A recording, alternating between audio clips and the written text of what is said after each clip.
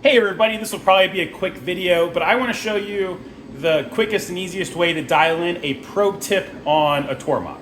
Specifically one of these 1500s with the wireless touch probe. This is traditionally one of the things that my students struggle with when I teach like at the university. Normally I teach it using one of these, a dial test indicator.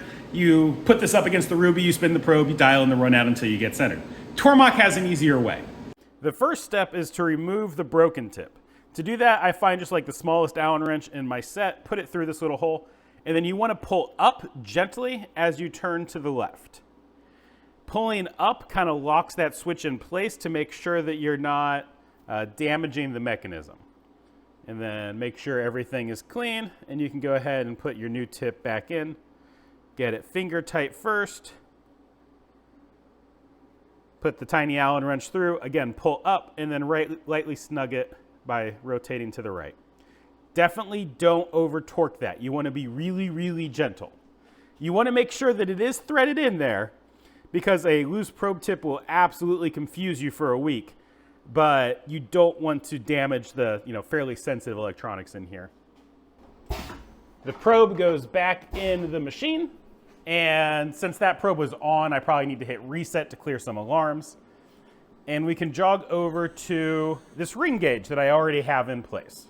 This ring gauge is just a fairly cheap 30 millimeter calibration gauge. Tormach actually sends them with the probe. I just had this one on hand from my other machine. It is exactly 29.999 millimeters in diameter. And knowing that, we can teach the machine how big the ruby is on the end of that probe. I like to put it on the back side of my 6-inch vise, and then I hold it in place by putting it on 3 magnets, because any 3 points determine a plane, and so it's not going to rock or anything, and I'm just going to get it roughly centered. Now on the operator console, I just have to make sure my ring gauge diameter is correct in here, and that is correct. It's just converted from millimeters to inches, and I can press this button.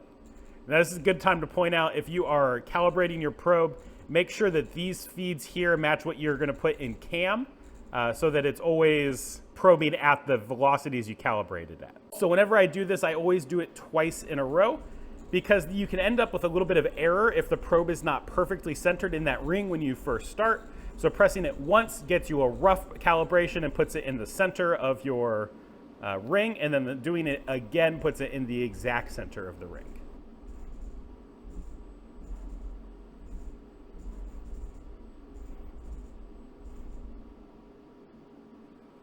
So now for the part that my students normally hate when we do this on the Haas machines at school, and that is dialing in the concentricity of the probe tip relative to the spindle. Normally you have to do that with a dial test indicator, and it's really finicky and annoying.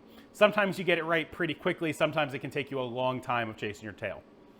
The Tormach has a tool that's really good for making this easier. And that is this tool right here that just says a measure probe. I'm going to press that, and the machine's going to go through a couple tests at rotating the probe between them. Hi, Editor AJ is back again. I realized I forgot to explain a principle on adjusting these that was very important, and that is how the adjustment system actually works. These adjustments work on the same principle as like a 4-jaw chuck. I'll put a picture on the screen. You can move around the center position of the probe by moving these pairs of opposing screws. One pair of screws controls the x-axis and the other pair of screws controls the y-axis. In order to move the probe center position on the x-axis to the right, you would loosen the screw that is on the right and then tighten the one that is on the left. That'll nudge your center point over slightly, and if you want to go the other way, you would do the opposite and tighten the one on the right and loosen the one on the left. Because when you loosen, it makes room for the probe to move when you tighten the other side. This little graph down here is a map of where it's off. So right now I can see on Y it's basically dead on, but on X it needs to move to the right. The beauty of this chart is it's oriented how the probe is oriented right now. So to move in X, I need to loosen the right side and tighten the left side. So we just come over here. This is a 2 millimeter Allen wrench. I'm going to loosen the left side and tighten the right side. All right, let's run it again and see what it gives us.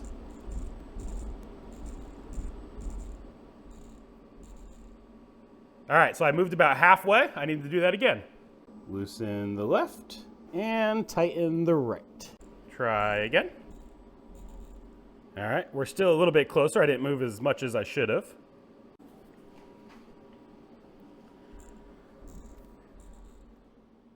While past AJ is still working through the process, I wanted to give you guys a few tips. The first tip is to make sure you're doing this with a good Allen wrench. I would avoid one with a ball end if you can, because these screws are tiny and very easy to strip out. So a good, new, fresh 2mm Allen wrench is definitely the way to do it. It wouldn't be a bad idea to go ahead and buy a dedicated purpose wrench just for this process. Secondly, you really want to be gentle. You don't want to over tighten these screws at all, again, because it's very easy to strip out and you can damage the probe on the inside. And then most importantly, when you make these adjustments, you want to make as small of an adjustment as possible. It's always better to undershoot your adjustment instead of overshooting. If you overshoot, you're just going to oscillate from the left side to the right side to the left side to the right side, and you're never going to converge down to the center. However, if you're continuously undershooting, you will eventually get to that center point. So take your time, be patient, make small little light adjustments, and you will get there in the end. So it took maybe 5 minutes, but if you look here, we're at plus 1/10 on X and minus 1/10 on Y. I tend to trust this probe to about plus or minus 1,000th of, it went to 2. I tend to trust these probes to plus or minus 1,000th of an inch. And so as long as we're way below 1,000th of an inch of run out, we're fine. You could spend the extra time to get this to 0, if you really wanted to, but you're probably just wasting your time. The probe is not going to be your biggest source of error within 1/10. Just while I'm here, because it's free, I'm going to go ahead and remeasure the diameter of the probe just in case it changes, but it really shouldn't at this point. And if we look up here, does it change? Oh, we gained 1/10. That's the diameter of the probe. Now we need to do the length.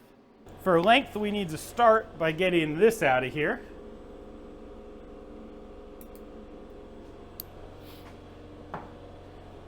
And then switching from our probe to our master tool. This is the same tool we use to calibrate our tool setter, and if we use it to calibrate our probe, then those two should match. I just told the machine this was tool 1000, and now I'm going to jog down very carefully to just above this vise here. All right, now that I'm close, I'm in tense mode, and I'm using this paper as a feeler gauge to feel when the probe starts to bind, or when the paper starts to bind, rather.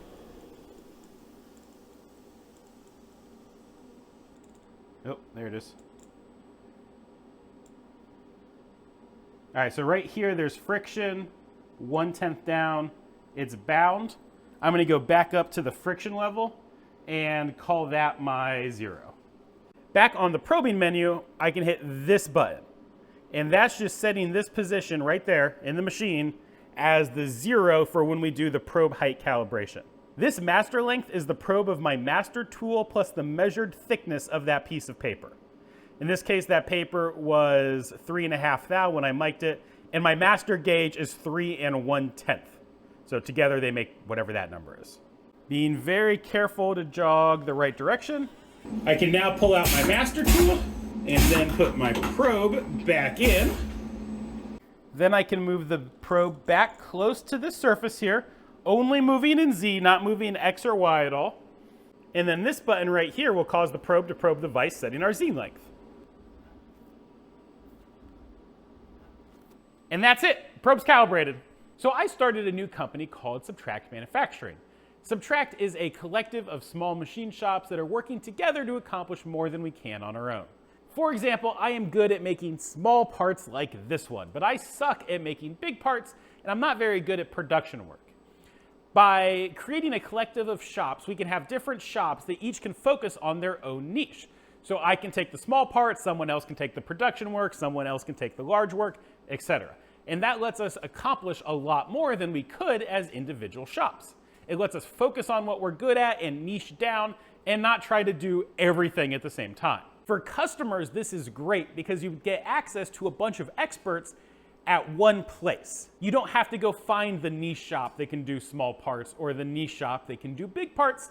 You can submit one order that has both small parts and big parts and have an expert do both of those. I am now doing 100% of my work through Subtract, and if you would like me or anyone else on the network to make some parts for you, there's a link down below, or it's just subtractmanufacturing.com.